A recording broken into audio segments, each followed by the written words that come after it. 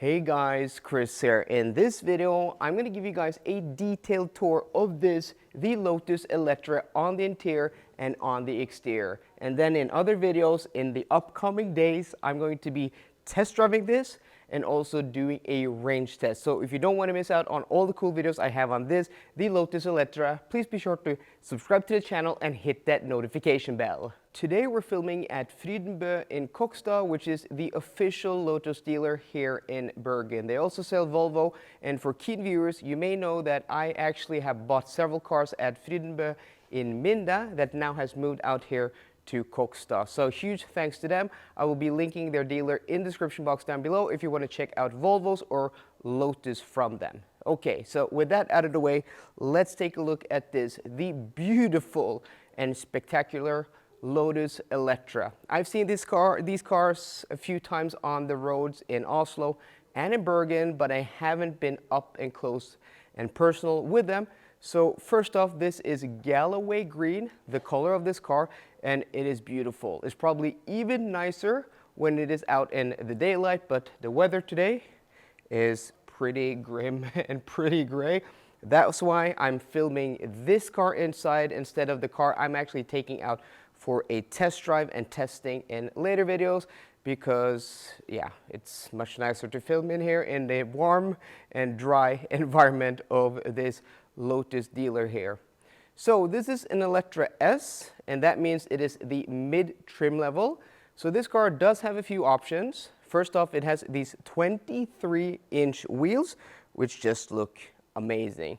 Usually I'm not a fan of black wheels, but when they are really big on an SUV and all the details are black, I think it really suits the car like this. So we have the painted wheel arches or the fenders, we have the painted lower part of the door sills here, which are black plastic, and the lower part of the rear bumper. I just think everything ties in really nicely with that black painted roof as well. So this car has an interior and an exterior carbon package. There is a carbon package even more expensive than what is fitted to this car. This is like the mid trim level carbon package, but you still get a lot of carbon down here on the lower part of the bumper. I think that looks really nice. We're going to try not to get too much sunlight, or not sunlight, but light from the headlights into the lens, so I can actually show you what's going on here. So this is what the carbon lower part bumper looks like, and it's nice, but I would advise against, maybe just being a little bit careful optioning this, because it is in a section of the car which is vulnerable to damage, especially if you want to drive up to a charger, because this does have the charge port on the right front fender, as we can see here. And I've had quite a few cars with the charge port there, and some of the older chargers is maybe not a huge problem anymore, but some of the older DC fast chargers, the cables aren't very long. And this being a long and big car, some places it may be a little bit of a challenge to get close enough to the charger to be able to connect it without, hitting these chargers with the front of the car. But if that's not an issue, well, I would not even think about it, because I think the carbon looks really, really nice. So this car also has the optional camera mirrors, which also are enclosed in carbon fiber, and I think that looks pretty cool, even though I'm not a fan of virtual mirrors or camera mirrors or what you call them. You can't have this car without them. So just the profile of the car, and I don't have, there's not a lot of room here, so I can't back up too much, but in profile, this car does look really cool. So starting off with the front end, I just love these DRLs on top of, the hood, or this top part of the car, and then you have the headlights down below. And I think it just looks really mean and menacing and purposeful. It gives kind of those, Lamborghini Urus vibes, even though this isn't as striking as that car in person. It's one of the most sporty and best looking SUVs I've seen in person. It kind of reminds me a little bit in profile and in its shape to the Polestar 3, which it's kind of closely related. Even though Lotus say it is built on a different platform, I'm not too sure that it is that different. I think it does share a lot of components, and it's just a marketing ploy that they're calling this a different platform, because the other car that Lotus are releasing, the EMEA, is closely related to the Polestar 5. So I think that's interesting. I think they are kind of closely related. I do think they will share components, but for the sake of this video and what Lotus say, let's just go with the fact that they say it is on a different platform and leave it at that. But if you guys want to discuss that, you can do that in the description box down below. But having been up close and personal with that car, it kind of gives me the same vibes in its profile, in the size, in the way it looks. This is obviously longer and bigger, but it also like kind of the same size. This though does have a more flamboyant exterior than that car, where that car is more, I don't know, restrained and Scandinavian. This is out there. And this may be my favorite, part of this car is the rear 3/4 with that light bar, that thin light bar across the rear deck there. That just looks awesome. And check out these air vents. This, is not for cooling. This is probably for aerodynamics. And you can see all the way down to the rear tire. That is pretty cool. And also more of that carbon fiber here on the lower part of the rear bumper. Yeah, I'm a huge fan of the spec of this car. I think green is a spectacular color on a modern car. And with the black details, the black wheels, the carbon fiber, and also check out this insane spoiler. This two-split spoiler, or two-part spoiler with the rear camera there. And this car also has LiDAR, if I'm not mistaken. I'm going to correct myself in the comment section, now in the description box down below or on screen. But I think that is a LiDAR on top of there, because you have other cameras. This will pop out, and yeah. So you also, I think it has LiDAR and sensors that pop out here out of the front fender. So guys, let me know what you think in the description box, now in the comment section down below, of the Lotus Eletre. Do you like it? Don't you like it? Do you think it is spectacular looking, or do you like other SUVs? Today's video is brought to you by Zaptec, one of the best home chargers on the market. It can charge a car up to 22 kilowatts on AC charging and will work with every electric car on the market, including Tesla. It's stylish, cool, and sleek, and you can order it in a bunch of different colors. It actually won Best in Test in the Norwegian Automobile Association's Test of Chargers in 2022. So if you want to support the channel, go to the link down below, find your country, click the link, and order a Zaptec Go home charger from there. Yeah, I really just love the way this looks from the front with those aggressive DRLs and that aggressive front end.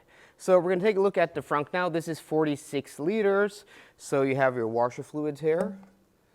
Yeah, that's a nice size. And then underneath this lid here, you have a 46-liter frunk, which isn't very big, but you do have room for some charging cables. But I wish this had a bigger frunk. Like my Porsche Taycan, for example, has a much bigger and much more usable trunk than this, and that is a smaller car and not an SUV. But what's nice is that once you unlatch this, you don't have additional latching here that you have to find and fiddle with.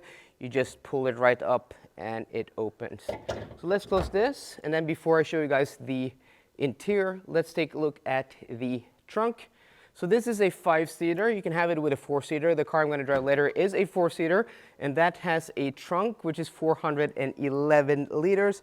This being the 5-seater, it is a lot bigger, 480 liters. And here you can also fold down the rear seats. You can see we have a 40, or is that a 40-20-40 split? 40-20-40 split. That is correct. So it's not the biggest trunk, but I still think this is a sizable size for a trunk. And those liter and numbers which measure trunk sizes aren't always real world representative of how useful or what you're getting. Some manufacturers do manipulate the numbers. Some manufacturers don't even use the the official VDA numbers, which this is, which measures the trunk up to the belt line. So this room above here is not included in that measurement. Underfloor storage doesn't seem to be a lot. as you guys can take a look at here. But overall, a nice shape, nice ingress height. You have this really nice scuff plate here in aluminum. Everything so far without even having stepped inside of the car, which I haven't. I've just opened up the door. Feels high quality. So let's take a look at the interior and see if it is as nice on the inside as the outside. So like every other new car lately, this does have door handles that do fold into the bodywork once you start driving, and when you unlock the car, they do pop out to give access to the car, fold in for better aerodynamics. Before we do that, I just want to show you guys that it does have a rear-facing camera here and also the charge port. Ooh, it is electrically operated. So that's pretty cool. I'm going to put some stats up on the screen now for this car: charging speed, battery pack size, WLTP rated range, and performance, so you guys have that on hand. And then you close this. Okay, so this is interesting. I mean, I'm usually not a fan of these electrical powered, charge ports, because most of the time they work fine. But here in Norway, especially in the cold, I've had issues. So, okay, but I can't judge that now because it's not cold outside, and even though I'm going to test this car, it's not going to be cold. So open up the doors, and this does have soft close on all the doors, and that's really nice. I mean, it's a nice luxury feature, but also if you have kids and they're sleeping in the back, instead of slamming the doors, that is really nice. So let's take a look at the door here. This does have laminated glass, so you have two panes of glass with a piece of lamination in between, which should give, improved sound deadening and sound insulation. So let's start off with the door. And this whole door is covered in leather and nice material. So starting off with leather on top, and this smells so nice, the interior of this car. You have leather here, and then you have the speaker grill here. This has a KEF sound system. I think it is a KEF sound system, which is a British hi-fi manufacturer. If you know anything about audio, you've heard about KEF, and I can't wait to test the sound system in this car because it should be freaking awesome. So here you have the screen for those virtual mirrors or those camera mirrors, which again, I'm not a huge fan of. We can get back to that in my test drive, but that's what it looks like. But you can option this car, or it comes with, standard mirrors as standard. This is actually an option. And then you have this Alcantara microfiber type of material, and the padding and everything, the quality of leather feels nice and thick. You have it on the inside here. You have these beautiful knurled buttons with like this bronze finish, and then the rest of the buttons are like this glossy black plastic. They do feel pretty decent. Quality so far is very high. And then you have, some trim here, which is a type of plastic, but I don't know what that's called. It's just kind of some kind of trim. It's imitation wood, or not quite sure what that is. And then you have this strip of, bronze finish here, or gold. I don't know what you would call it, but it's the same finish, the same color as you have on the buttons, on the speaker grill there. It is a really nice detail. And then down here on the side pocket, it is covered in stitched leather. And then you have the speaker grill here, which is an aluminum type of material with the KEF logo there. Inside of the doors, or inside of the door and the door pocket, is felt and also leather. Everything just feels high quality. This is the manual release for the door. So this is an electronic switch, and this is the manual release for the door, and then you have the trunk there. So you're presented with a beautiful aluminum scuff plate here with the Eletre logo, and it's probably illuminated if it was dark now, and it's just really nice. The first impressions getting into this car, oh my God, this is even leather. I don't know if this is an option or if this is standard, but this is an option in a Porsche Taycan. You can have the door sill here in leather, and that is actually quite impressive that is in leather. You can option that on the Porsche Taycan, but if that's standard here, I'm really impressed. It may be an option. This does have the comfort seats, which is an option, so that may be part of a package or a leather package. So, the quality continues to impress with the switchgear here or the seat controls, and that beautiful bronze or gold finish, and it just looks high quality. it also feels nice. This is an impressive interior so far. Also the seats here, beautiful leather. They seem to be ventilated. Of course, obviously they're going to be heated as well, and they look really, really nice. So let's take a step inside and take a look at this. Okay. So I'm just going to adjust the seat to my driving position. You have a lot of adjustability in the seat. And so far, first impressions of this interior, it is impressive. It just looks nice. It is high quality. I'm a huge guy when it comes to interior quality and materials. If you've seen any of my videos, this is something I like to talk about. This is something, you know, I am passionate about beautiful cars with beautiful quality interiors, and also the same way when cars offer poor interiors, you know, especially compared to the competitors. And the competitor to this, well, price-wise, is something like my Porsche Taycan Cross Turismo, and then later on will probably be not the Porsche Macan, but the next Cayenne electric. And so far this is impressive. You have this Alcantara or microfiber type of material here on the steering wheel, and then you have carbon fiber with this carbon fiber package, and all the switchgear here. Yeah, this just feels and looks super high quality. This is impressive. You have drive modes on the right side, you have regen here on the left side. You have, I don't know, I'm not quite sure. This looks like to be adaptive cruise control settings, and this also looks to be your audio. And this is what I'm talking about, this sharing, you know, platforms with Polestar, which is, you know, a sister brand of Volvo, is that the button layout here on the left side is the same placement and the exact same layout as you would find in a Volvo or a Polestar, where you have the distance here, you have the speed up and down, and then you have to activate and to cancel. And also the icons here are the same that are used in Volvos and in Polestar. This switchgear here also looks to be, yeah, this is the same type of layout in the switchgear. This is the exact same, though this specific shift gear is unique and also feels really nice and high quality.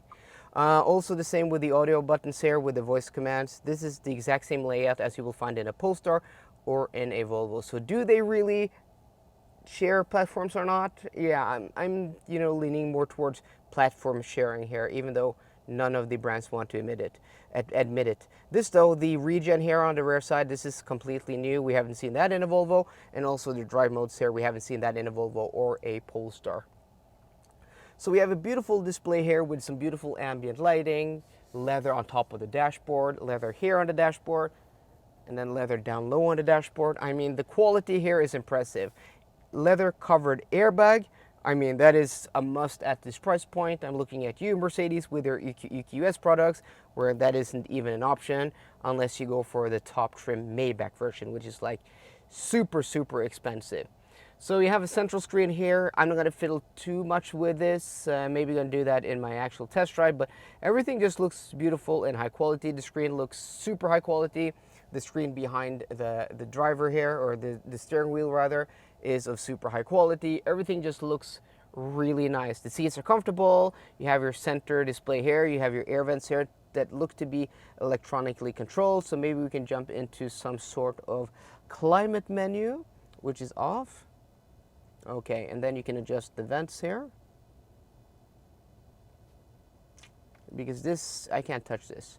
How do you do that? So this is not ideal, where you just can't, or do I choose the airflow here?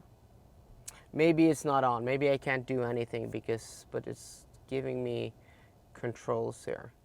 Not really sure. Maybe I have to activate. Okay, I have to activate the air to the driver. Okay, then it's quite simple. This is exactly the same as in my Porsche, so that is not too bad.